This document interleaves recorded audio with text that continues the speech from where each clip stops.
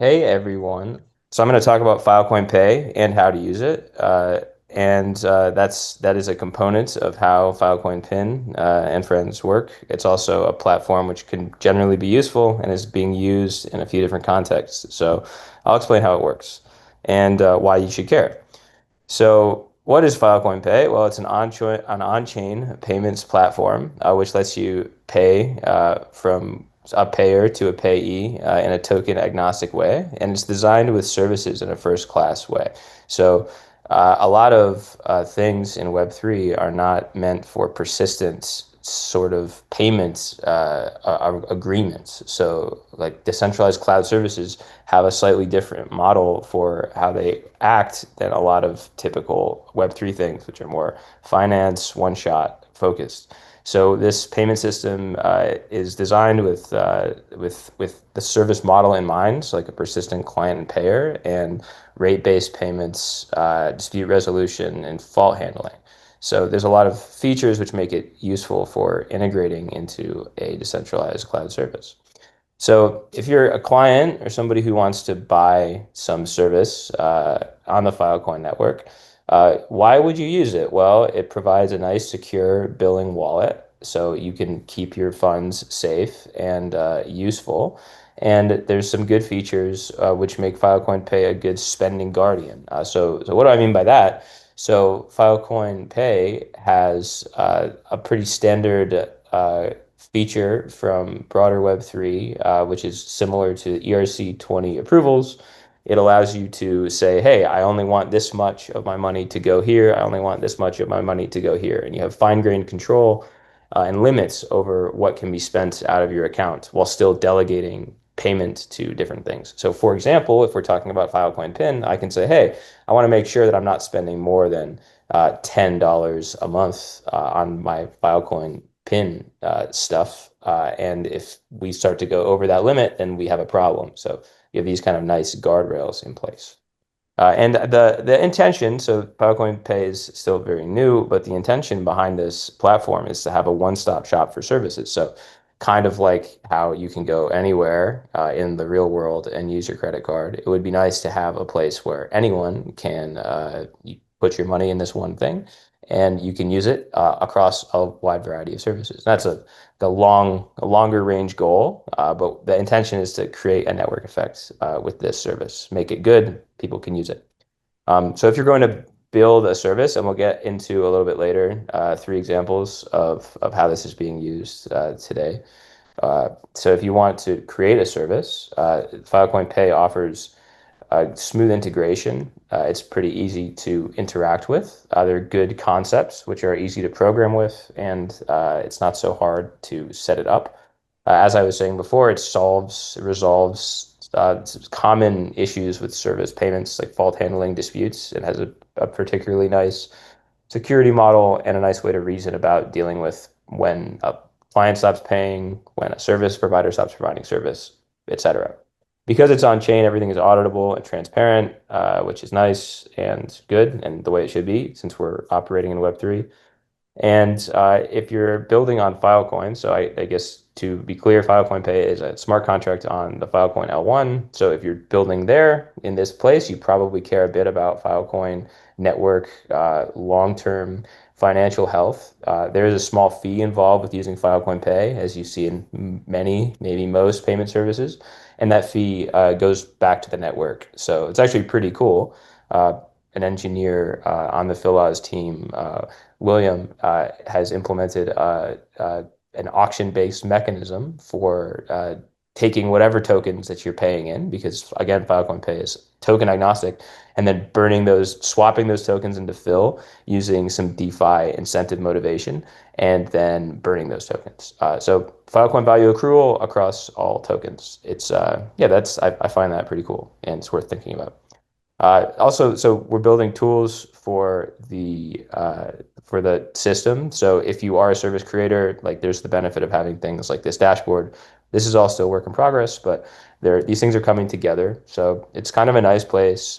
Basically, it solves a bunch of problems. Like it should just solve your problems for payments, and like that's a good reason to use it.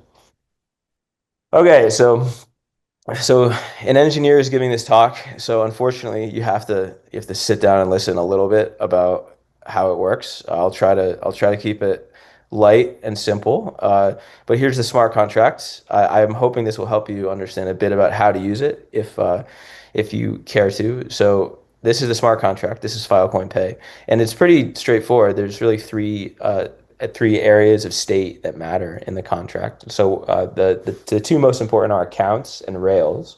So an account is something you should be familiar with. It's like much the same as an account and like on a blockchain. So you have an owner of the account, a key which owns the account, and that key is owning a particular token. So we're token agnostic. So that field is like, okay, is it a native token, Phil? Is it USDFC?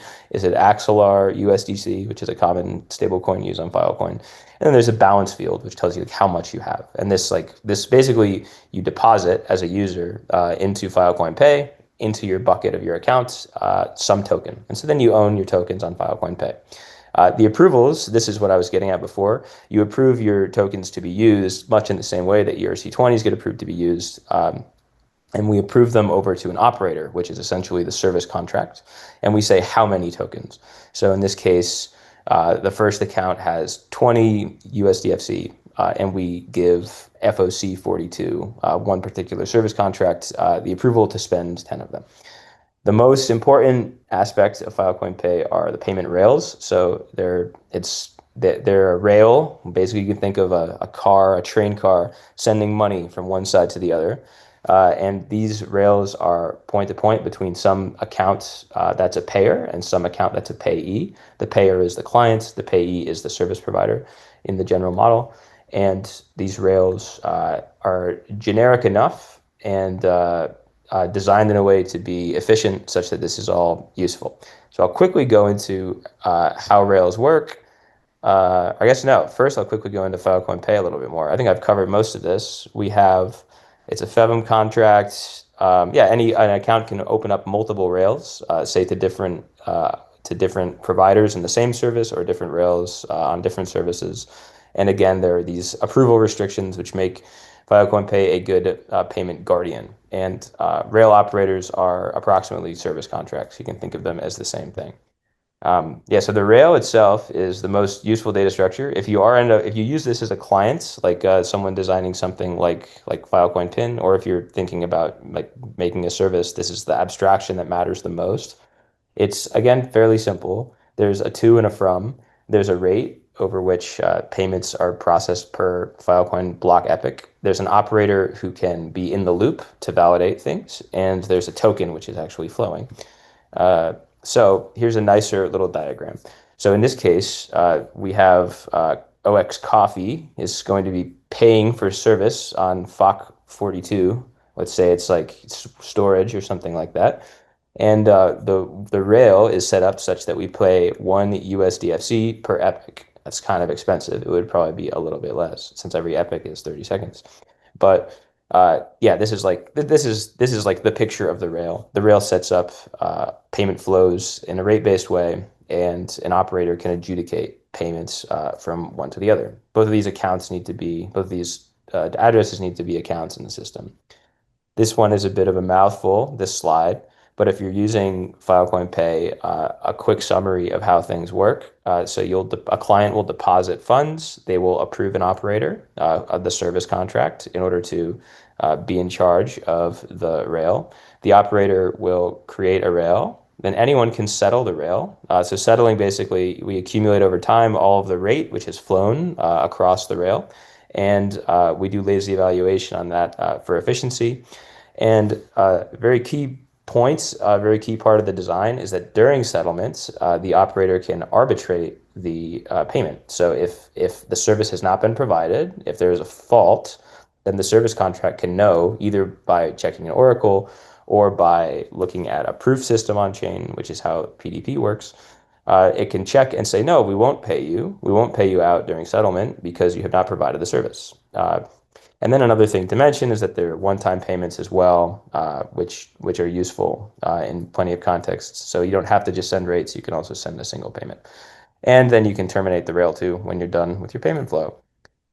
So just to wrap up, here are some examples. So for PDP warm storage, we do pay-as-you-go billings. This, again, PDP warm storage is what's backing up Filecoin Pin. So when you add things with Filecoin Pin, what you do is you set up a rail as a client, and then that rail is sent over to the operator contract, sets that rail up between you and your service provider.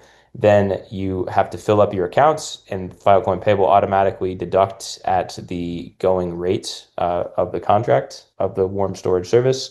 And yeah, your funds will flow out of your accounts into the provider, and whenever the provider wants, they can settle, and everybody should be mostly happy.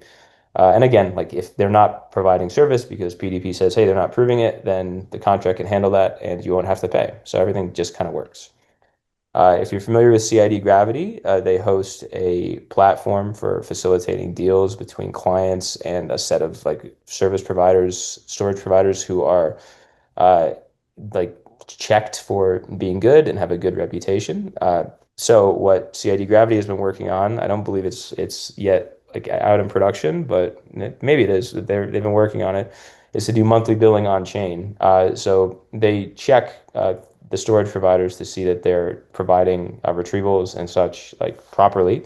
If so, they have access to an Oracle, CID Gravity, which will release funds. So that's like in the loop as their operator contract. Their operator contract will check an Oracle, see that everything's right, and then the payments will be arbitrated as being good. And every month, the payments will flow over to the storage providers. So in this case, the platform CID Gravity is the client. The storage providers are the service providers. Uh, and then last one, Bill Beam, who you've heard from. As far as the last time I've checked, they do egress payments on data flowing from their providers to clients. Egress payments are done using rails, which are one-time payments. So every time this happens, I believe again going by an attestation, which is essentially an oracle to the service contract, then the payments will be released as valid, as checked by the service provider. So yeah, these are examples. There's plenty other possible ones, but right now this system is useful. It's good to know how it works as a client. Potentially, if you're thinking of making a service, it's useful too. And yeah, that's everything. So thank you.